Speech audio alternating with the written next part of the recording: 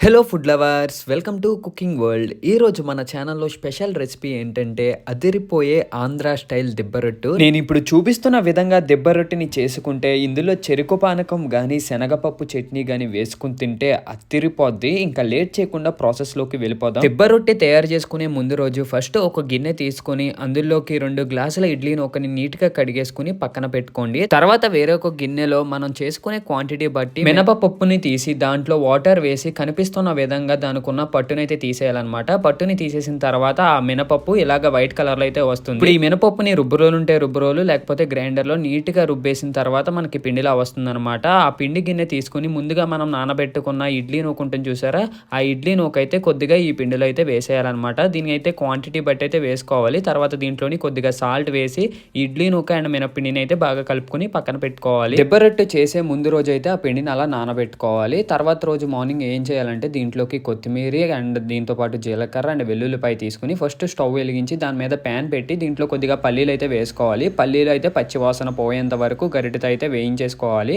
వేయించేసుకున్న తర్వాత ఈ పల్లీలు అయితే ఒక ప్లేట్లో తీసుకుని పక్కన పెట్టుకోవాలి. ఇప్పుడు అదే ప్యాన్లో మళ్ళీ కొద్దిగా ఆయిల్ వేసి దీంట్లోనే పండు మిర్చి అయితే వేసుకోవాలన్నమాట. పండు పచ్చిమిర్చి వేస్తే మనకి మంచి టేస్ట్ అయితే వస్తుంది. పండు పచ్చిమిర్చి వేసిన తర్వాత దీని పచ్చివాసన పోయేంత వరకు బాగా వేయించుకోవాలి. కొద్దిగా వేగాక దీంట్లో కొల్ల శనగపప్పు ఉంటుంది చూసారా, అదైతే వేసేసుకోవాలన్నమాట. అది వేసి పచ్చిమిర్చి అండ్ ఈ గుల్ల శనగపప్పు బాగా కలిసేంత వరకు అండ్ పచ్చివాసన పోయేంత వరకు బాగా వేయించేసుకోవాలి. ఇవి బాగా వేయించేసుకున్న తర్వాత ఇందులోనే మనకి కావాలితే కొత్తిమీర కానీ పుదీనా కానీ వేసుకోవచ్చు. కొత్తిమీర అయితే మంచి ఫ్లేవర్ అయితే తీసుకొస్తుంది అనమాట.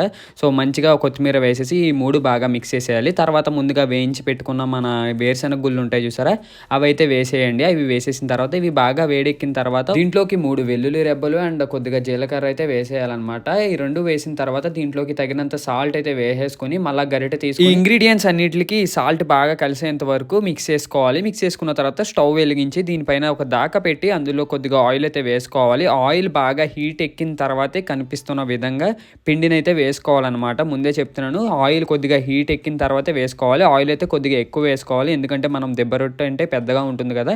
సో అందుకే ఎక్కువ క్వాంటిటీ మొత్తం ఆ ప్యాన్కి అంతా అతుక్కునేలాగా ఆయిల్ అయితే వేసుకోవాలి. ఆయిల్ వేసుకున్న తర్వాత కనిపిస్తున్న విధంగా మన ఇడ్లీ పిండి అయితే వేసుకోవాలి. ఇడ్లీ పిండి ముందు రోజు నైట్ నానబెట్టాం కదా, ఆ ఇడ్లీ పిండి అయితే వేసామన్నమాట. మనం ఈ ఇడ్లీ పిండి దాకలో వేస్తున్నప్పుడు ఆయిల్ అయితే కొద్దిగా పైకి వస్తుంది. సో దానిపైన ఆయిల్ అయితే వేయక్కర్లేదు. కనిపిస్తుంది కదా ఆయిల్ ఎలా పైకి వచ్చిందో. దీనిపైన కొద్దిగా మనం జీలకర్ర అయితే వేసుకోవాలి. జీలకర్ర మంచి ఫ్లేవర్ అయితే తీసుకొస్తుంది ఈ దిబ్బ రొట్టెకి. కనిపిస్తున్న విధంగా ఇడ్లీ పిండి దాకలో వేసేసిన తర్వాత పైన లిడ్ పెట్టి క్లోజ్ చేసేసి ఇంచుమించుగా 20 to 30 minutes అయితే ఈ దిబ్బ రొట్టెని బాగా వేగనివ్వాలి. ఇప్పుడు ఒక మిక్సీ గిన్నె తీసుకుని ముందుగా మనం వేయించి పెట్టుకున్నాం కదా వేరుశనగ గుళ్ళు, పచ్చిమిర్చి, కొత్తిమీర అండ్ గుల్ల శనగపప్పు, ఇదైతే మిక్సీ పట్టించాలన్నమాట. సో ఈ దిబ్బ రొట్టెలోకి ఇలా చట్నీ చేసుకుంటే టేస్ట్ అయితే అద్దరిపోద్ది. ఎస్పెషల్లీ ఆ పండు మిర్చితో అయితే చేయడం మర్చిపోకండి. ఒక 20 to 30 minutes అయిన తర్వాత లిడ్ ఓపెన్ చేసి చూస్తే మనకి దిబ్బ రొట్టె అయితే ఇలా కనిపిస్తుంది. పైన మనం చేయి పెట్టి చూస్తే మనకి బాగా వేగిందా లేదో తెలుస్తుంది అనమాట. దిబ్బ రొట్టెని ఒకవైపు బాగా వేయించుకుంటే సరిపోతుంది. ఆ స్టీమ్ అండ్ హీట్ కి బాగా వేగిపోతుంది. ఇది బాగా వేగిన తర్వాత ఒక గిన్నెలోకి తీసుకుంటే చూస్తున్నారు కదా ఎలాగుందో ఈ దిబ్బ రొట్టె. పైన క్రంచీగా అండ్ లోపల మంచి సాఫ్ట్ గా. ఈ దిబ్బ రొట్టెని కట్ చేస్తున్నప్పుడే మనకి తెలుస్తుంది ఆ క్రిస్పీనెస్ కానీ అండ్ లోపల ఉన్న సాఫ్ట్నెస్ కానీ. దీంతో పాటు ఒక చెరుకు పానకం కానీ లేకపోతే నేను చూపించిన చట్నీ కానీ వేసుకుని తింటే అద్దిరిపోద్ది. So that's it for today guys. Video మీకు నచ్చినట్టయితే ఖచ్చితంగా లైక్ చేసి షేర్ చేసి సబ్స్క్రైబ్ చేయండి. అండ్ దిబ్బ రొట్టె ఫ్యాన్స్ ఎంతమంది ఉన్నారో కామెంట్ చేసేయండి. ఇంకా నెక్స్ట్ వీడియోలో మళ్ళీ కలుద్దాం. బాయ్.